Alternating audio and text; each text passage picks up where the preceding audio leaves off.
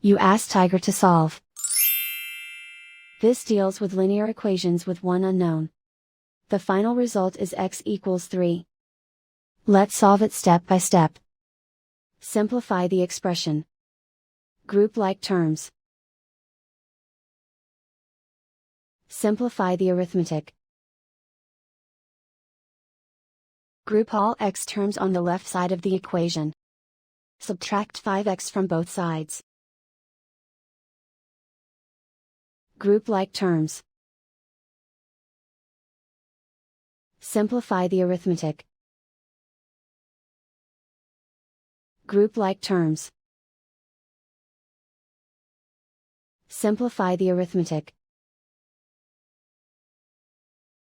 Group all constants on the right side of the equation.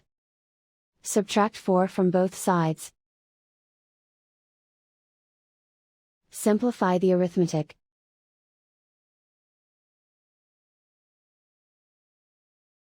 Convert the x into a positive number.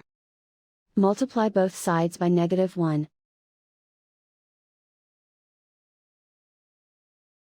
Remove the ones. Simplify the arithmetic.